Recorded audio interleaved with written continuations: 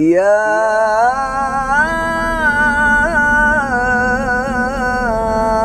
أيها الذين آمنوا اتقوا الله حق تقاته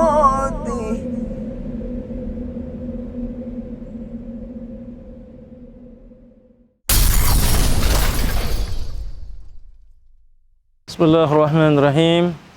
Assalamualaikum warahmatullahi wabarakatuh.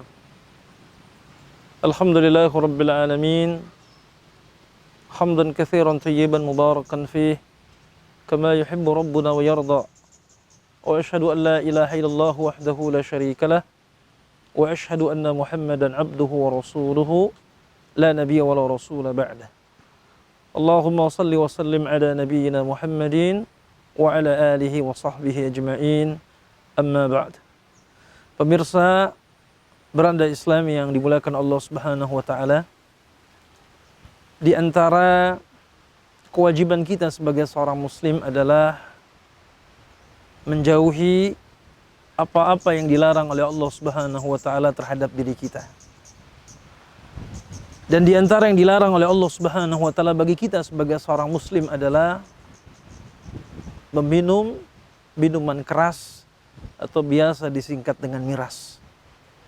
Allah Subhanahu wa taala dengan begitu gamblang telah menjelaskan kepada kita semua di dalam Al-Qur'an di surat Al-Maidah ayat ke-90. Allah Subhanahu wa taala berfirman, Bismillahirrahmanirrahim. Ya ayyuhalladzina amanu innamal khamru wal maisir wal ansabu wal azlamu rijsun min amali syaitan fajtanibuhu la'allakum tuflihun. Yang artinya, wahai orang-orang yang beriman, sesungguhnya khamr, minuman keras, judi, berkorban untuk berhala, dan mengundi nasib dengan anak panah, itu termasuk perbuatan keji yang merupakan perbuatan-perbuatan syaitan. Maka jauhilah, kata Allah Subhanahu wa taala, la'allakum tuflihun, agar kalian mendapatkan keberuntungan. Kaum muslimin yang dimuliakan Allah Subhanahu wa taala, di dalam ayat ini dengan jelas dan tegas Allah Azza wa Jalla menjelaskan kepada kita bahwa sesungguhnya minuman keras itu adalah merupakan bagian dari perbuatan keji dan dia adalah merupakan bagian dari perbuatan syaitan.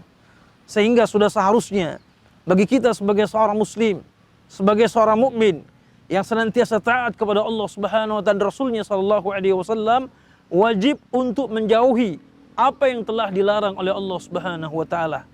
Bukankah setiap kita ingin menjadi pribadi-pribadi yang bertakwa? Bukankah setiap kita sangat menginginkan surga Allah Subhanahu wa taala?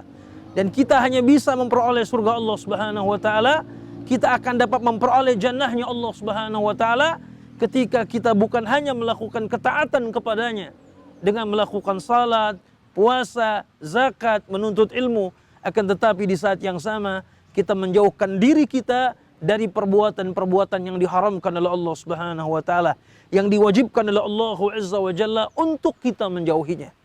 Kaum muslimin rahimakumullah, tidakkah kita ingat sebuah hadis Rasul sallallahu alaihi wasallam yang mengatakan bahwa wala yashrabul khamr hina yashrabuha wa huwa mu'min. Dan tidaklah seseorang dia meminum khamr pada saat itu melainkan dia tidak berada dalam kondisi keimanan yang sempurna. Artinya apa? Hadis ini adalah merupakan hadis yang diriwayatkan Imam Bukhari dan Imam Muslim. Hadis sahih yang menjelaskan kepada kita bahwa seorang yang mengkonsumsi khamr, apakah dia seorang muslim, maka sesungguhnya dia tidak berada dalam kondisi keimanan yang baik. Dia tidak berada dalam kondisi keimanan yang sempurna. Oleh karena itu, saudaraku yang dimuliakan Allah Subhanahu wa taala, kita wajib untuk menjauhkan diri kita dari perbuatan maksiat, dari perbuatan-perbuatan yang dilarang oleh Allah Subhanahu wa taala. Wabil khusus diantaranya adalah minuman keras. Oleh karena itu, saudaraku sekalian yang dimuliakan Allah Subhanahu wa taala, hati-hati terhadap perkara ini. Bahkan seorang ulama salaf pernah mengatakan bahwa al-khamru rassus syurur. Jadi khamr itu adalah merupakan sumber kejahatan. Jadi khamr itu adalah merupakan sumber kejahatan.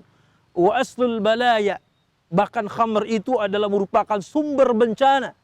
Dan khamr juga merupakan wasababu minad dimar. ia adalah merupakan penyebab atau sumber dari bencana yang ada, dari musibah yang ada.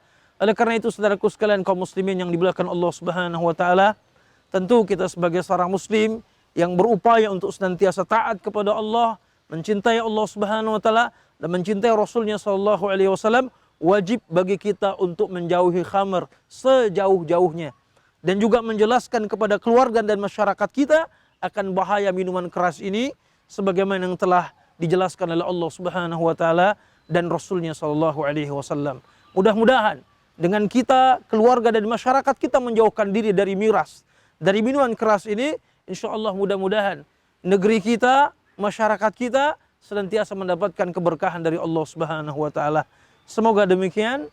Hadirin yang dimuliakan Allah Subhanahu wa taala, mudah-mudahan apa yang saya sampaikan ini bermanfaat bagi kita semua. Semoga Allah Subhanahu wa taala mengampuni segala dosa dan segala kesalahan kita. Billahi taufiq wal hidayah. Wassalamualaikum warahmatullahi wabarakatuh.